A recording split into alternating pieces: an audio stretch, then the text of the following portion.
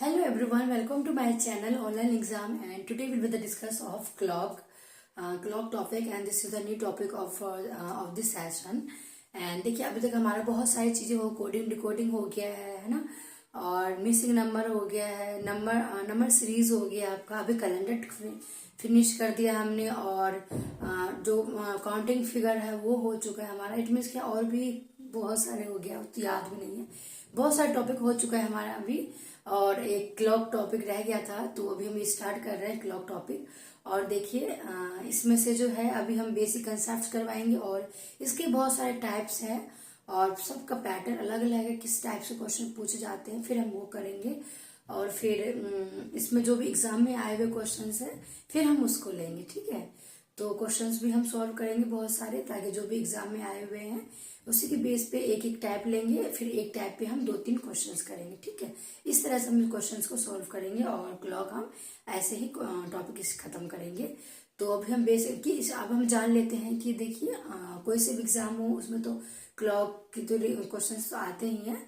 और देखिए और क्वेश्चंस किस टाइप के आपके पूछे जाते हैं। क्लॉक है तो जरूर हम टाइम से रिलेटेड क्वेश्चन होगा और एंगल से रिलेटेड होगा, क्योंकि भाई रोटेट करता है 360 डिग्री में, तो कभी एंगल पूछ लेगा, कभी टाइम पूछ लेगा, कभी मिररिंग में किस टाइप के क्वेश्चंस होते हैं। चलिए हम देख लेते हैं पहले कि ये हम पहले इंट्रोडक्शन पार्ट देख रहे हैं। इंट्रोडक्शन पार्ट आपको बहुत अच्छे से डिटेल समझा देंगे, ताकि जब हम क्वेश्चन सॉल्व करेंगे तो आपको अच्छे से समझ में आने वाली हो सकेगा, ठीक है।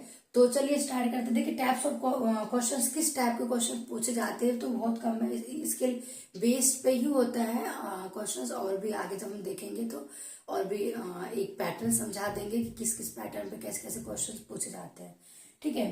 पहले एंगल बेस पे भाई आपको टाइम दे दिया हो, मान लीजिए 12 से लेके 2 के बीच का टाइम दे दिया है, उनके बीच का एंगल बताओ। या फिर 12 से लेके मान लीजिए कितनी, यहाँ से ले लीजिए 8 से लेके यहाँ 2 के बीच में बता दो ऊपर का एंगल का टाइम, एंगल बताओ कि कोई दो टाइम दे दिया, उनके बीच का आपसे एंगल पूछ लिया, ठीक है, कि बीच का कितना एंगल बनेगा। या कभी टाइम पूछ लिया, कभी आवर में पूछ दे दिया, कभी मिनट में दे दिया, है ना। इस तरह से क्वेश्चन आपको देंगे, ठीक है।